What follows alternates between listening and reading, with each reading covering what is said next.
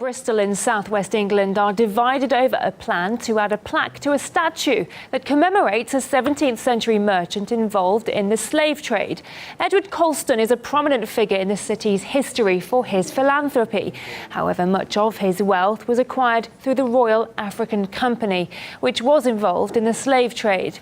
Residents say people need to be more aware of Colston's past and are demanding a plaque mentioning his role in the slave trade, with many now also calling for the statue to be removed altogether.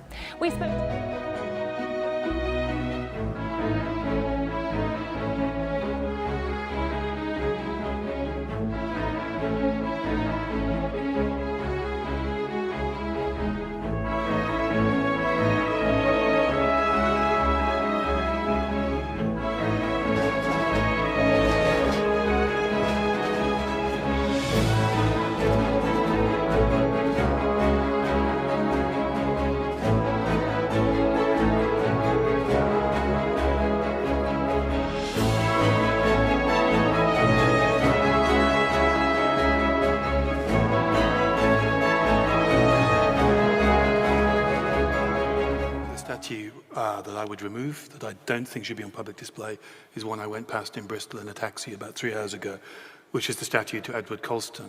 To me, it's a very simple case. Many of the figures that we're going to debate tonight, they have two sides to their story. They did great things, but they did terrible things. Colston doesn't have another side to the ledger. He ran the Royal African Company, the most infamous, the most prolific slave trading company in British history. He's responsible, we estimate, for the deaths of around 30,000 people who died in slave raids, died in the holds of slave ships. And he has statues built in honor of him, buildings named after him, because he gave lots of money to the city he was born in, Bristol. That's all. He decided that he wanted to whitewash his legacy and make sure that he was well remembered. The statue in the centre of Bristol was built in 1895. He died in 1721. We have no idea what he looks like, never mind whether the statue was an accurate representation of his likeness. This is somebody for whom there is no mitigating argument, because statues aren't about remembering history, they're about memorialization. They're about saying this was somebody who we should revere. The statue says he's a wise and virtuous son. He's not wise, he's not virtuous, he's a killer.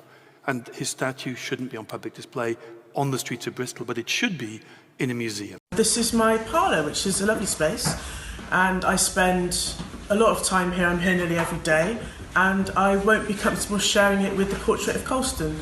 So as part of my role that I've played in campaigning with the Countering Colston team, I also think it's fitting that I don't share the office with the portrait. Luckily, there's been a lot of support and the council have agreed to take it down. So today is the day. I was keen that it happened before Windrush Day on Friday. So today is the day that it goes down into storage. But I very much hope it might re-emerge when we open Abolition Shed. We do want to put it into the museum. That's the ambition down the line. Of course, it'd be good to get some reproductions done as well, looking into that, and who knows what it might go for. I've been told it's very valuable, so at a time when funds are quite low, perhaps it could be made, better use of. We shouldn't be imagining and celebrating Colston. It should be either a Bristol museum of shame, which he can go in, and all the other colonial aspects and relics of the past can go in. But either way, it should be contextualised as the most horrific period in Bristol's history. You cannot judge historical events by today's standards. You have to look at what was going on at the time. Tens of thousands of people took part in further anti-racism protests across Britain today, with the statue of a 17th century slave trader pulled down in Bristol.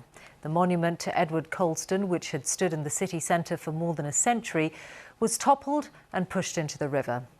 The latest demonstrations came 13 days after the killing of George Floyd by US police, and despite the government here urging people not to take part because of the risk of catching or spreading coronavirus.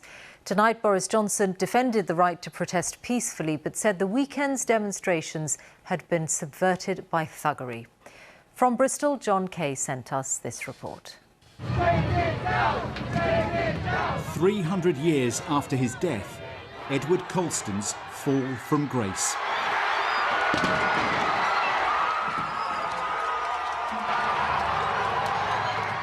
For centuries, he took pride of place in Bristol, celebrated as a merchant, politician and philanthropist. Now reviled for his part in the slave trade. During the whole taking down of the statue, when everyone was cheering and really rallying for it to get taken down, you could feel that people really wanted this, like this was really long overdue.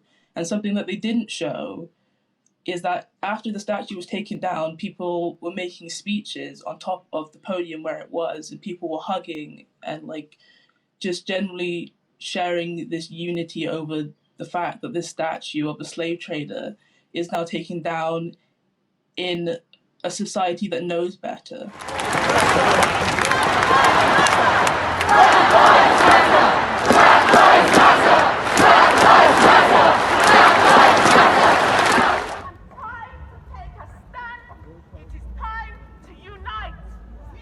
Some protesters knelt on his neck, a reference to the death of George Floyd across the Atlantic. Cast in bronze, now daubed with graffiti, one of Bristol's most famous sons.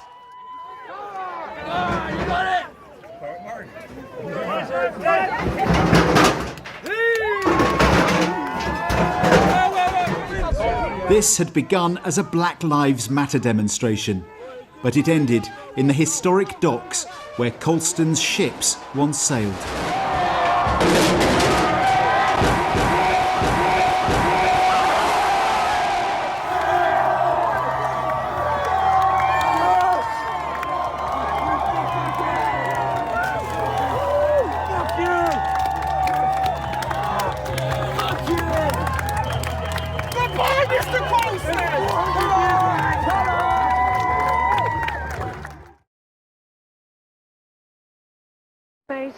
She's talking to herself nonstop, a couple little smiles, a couple nods of confidence. Whenever you're ready, Rick. Look at Rick up there, eyes closed, meditating. What's it going to feel like? What do I have to do right off the top? And there's Linda, praying for him down below. He's never done this before. He does not know what to expect. He's in the air. He's in good shape. Very good. All right, he didn't hit well. Now, he could have hurt himself. The dive was good. It was solid. He's a strong competitor, strong diver, but his feet went apart on the entry.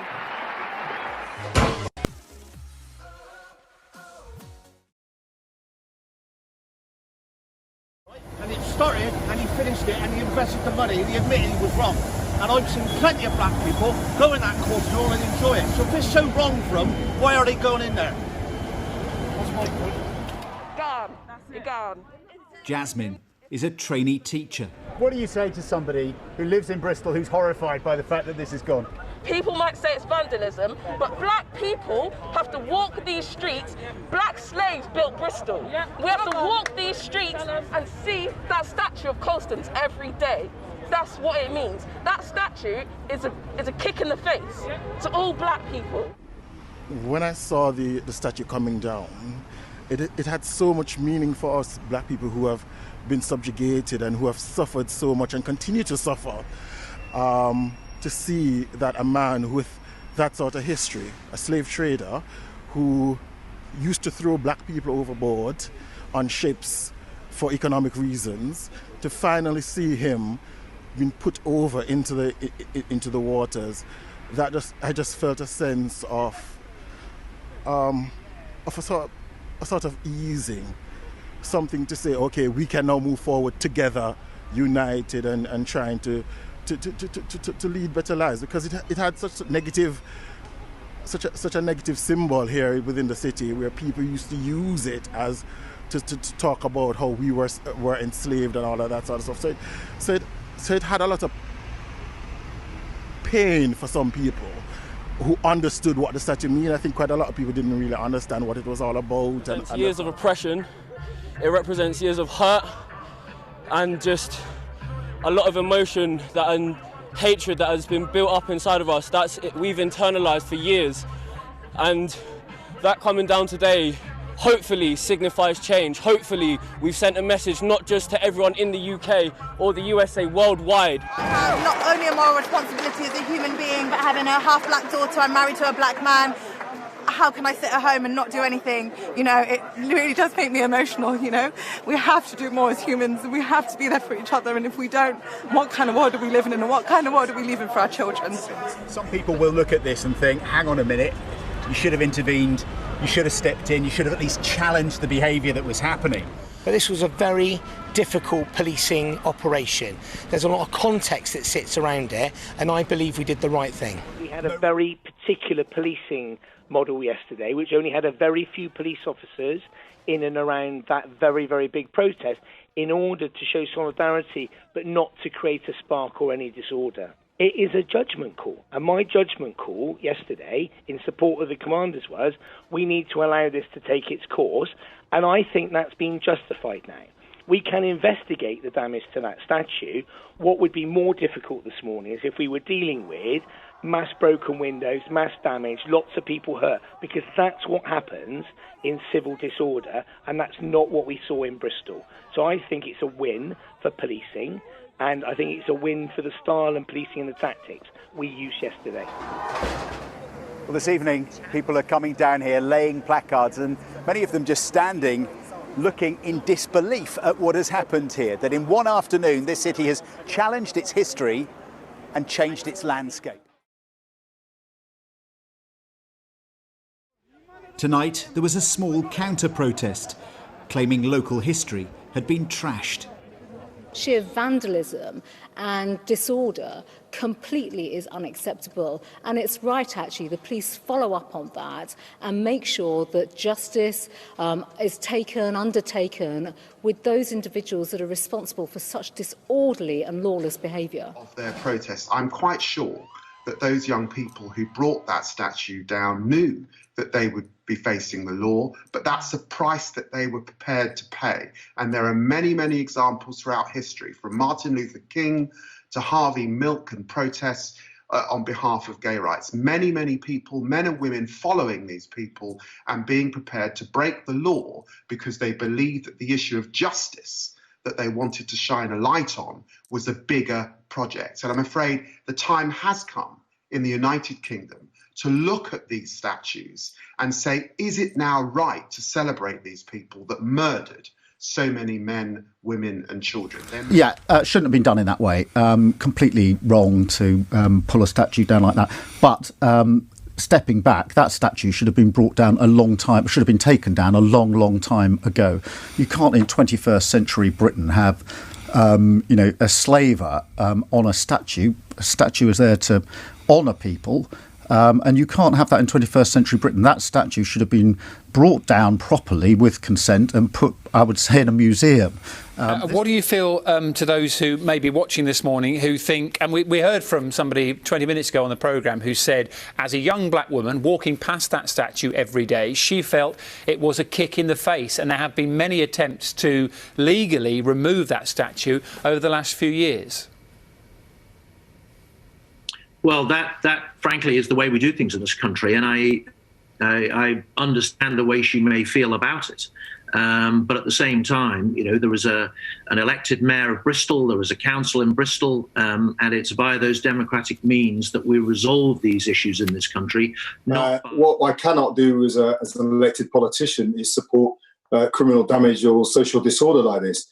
But I would never pretend that the statue of a slaver in the middle of Bristol, the city in which I grew up, and someone who may well have owned one of my ancestors, was anything other than a personal affront to me. It's been a point of debate for the city and tension in the city for some time. But Bristol only really started to talk about its slaving history in a meaningful way at the turn of the millennium. And dare I say, politicians, but not just that, journalists as well, did not cover this in a mature way, and the city struggled to cope, as they did when it got to Abolition 200 year as well. So the city's not been equipped to have that kind of debate about what the statue is and the place it holds in giving the city meaning today. But if you look at that phrase criminal damage that the police have used, and the Home Secretary has supported them and said it's terrible what's happened.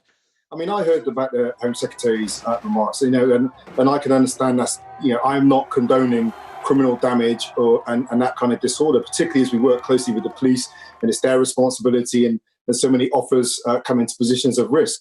We recognise that. But as a politician, you are not a police officer. As a politician, one of your jobs is to understand your country. Now, we have at the moment a government that, through 10 years of austerity and a reduction of services, the loss of hope to so many people on the margins of the community, through the Windrush scandal, through the hostile environment, have perhaps created, a context in which the frustrations of our people, in this country have built up. Now, that's not to justify the violence. That's what I'm saying. It's not to justify the criminal damage.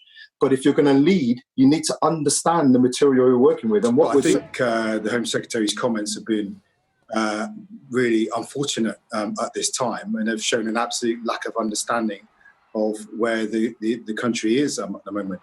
You can't just bury your head in the sand and just determine to describe this as mindless vandalism and so forth. Even if you don't like the events have meaning. And as a responsible politician, you need to work out what they mean. Otherwise, you're stitching into your future more such events as politics becomes increasingly distant from the population and increasingly unable to channel the hopes and desires of the population. Well, it's amazing the transformation that is taking place right now. You can actually see teams of cleaners have been out here since very first thing this morning. There were lots of placards around there. They've been removed. They're actually being taken to a local museum, and they have been washing off the graffiti that was on the plinth. But you can imagine the scene here yesterday. Thousands of people, ropes have been put around the statue. It was hauled to the ground and then physically rolled and dragged down the streets all the way to the harbour, nearly a kilometre away from here, before being pushed in. Now, a lot of people came out and putting it into the water. It's perhaps a poetic justice, if you will, as to what really needed to have happened to the statue. And remember, it's just a statue, it's a symbol, it's a piece of metal at the end of the day, but it's the symbolic nature of it. And I think perhaps what should have been done is done, and now yesterday was history. History has been made, and we just need to go forward from it. Because he was a philanthropist, he gave extensively to the city upon his death. Lots of money was given to things such as almshouses, children's homes, schools and so on. Indeed, right where we're standing is in the shadow of a big tower. Just have a look up there. It's called the Colston Tower. His name is still on lots of places in the city, and yet there have been calls for years for his name to go. But when you saw that statue as you went about Bristol, how did you feel? And also the roads named after him, the school, and other places in Bristol. How do you, as a black person in this country, feel when you saw that? It is hard because you can't avoid it. Like for me, I went to a secondary school that did have his name, and because it was founded by him, we had days where we would celebrate him. We would go to a church and we'd wear his favourite flower. Because he was seen as a great philanthropist as well, who gave a lot of money to the city. Yeah, and especially being someone who is Jamaican, where a lot of the slaves come from, it does hurt. And it's my history as well as everyone else's history. But I'm not on the victorious end of it. The vast majority of people agree with what the protesters did yesterday. Well, certainly the people that we've been speaking to seem to think that this statue had no place in the centre of Bristol in the present day. Look, it is. Now you can see here it now has posters from the Black Lives Matter protest. You can see the sort of crack in the pavement there from when the statue came down. You can see part of the plinth has found its way over here, and the statue is now in the bottom of Bristol Harbour. The mayor of the city today saying that what happened yesterday is now a part of the story of Bristol. In fact, written now on this plinth, it says, "Today we made history." And that's what one mum who brought her children down here said to me today. She said, the history, yes, the statue, yes, it was part of the history of Bristol, but so was the process of it being taken down by... I think that they should either kind of put a plaque on it or something to memorialise what has happened.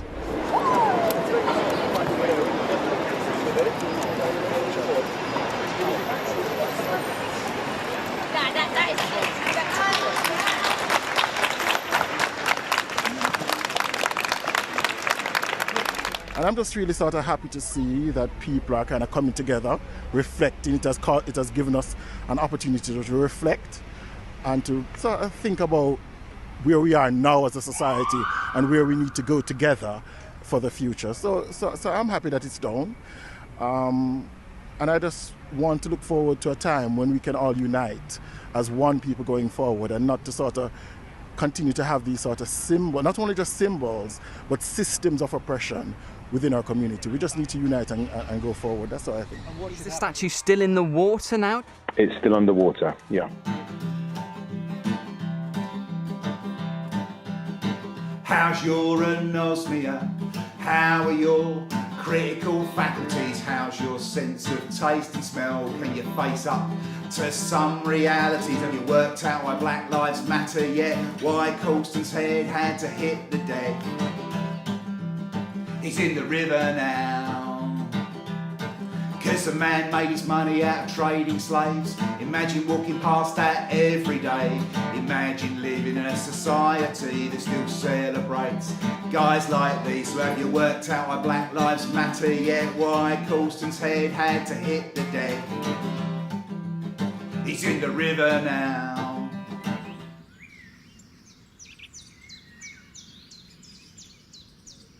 You came down easy in the end. The righteous wrench of two ropes in a grand plie. Briefly, you flew, corkscrewed, then met the ground with the clang of toy guns, loose change, chains, a rain of cheers, standing ovation on the platform of your neck. Punk ballet, Act 1, there is more to come. And who carved you? They took such care with that stately pose and propped chin. Wise and virtuous, the plaque assured us. Victors wish history odorless and static, but history is a sneaky mistress, moves like smoke, Colston, like saliva in a hungry mouth. This is your rightful home, here in the pit of chaos with the rest of us. Take your twisted glory and feed it to the tadpoles. Kids will write raps to that syncopated splash. I think of you lying in the harbour with the horrors you hosted. There is no poem more succinct than that, but still you are permanent. You who perfected the ratio. Blood to sugar to money to bricks. Each bougie building we flaunt haunted by bones. Children learn and titans sing under the stubborn rust of your name. But the air is gently throbbing with newness. Can you feel it? Colston, I can't get the sound of you from my head. Countless times I passed that plinth, its heavy threat of metal and marble.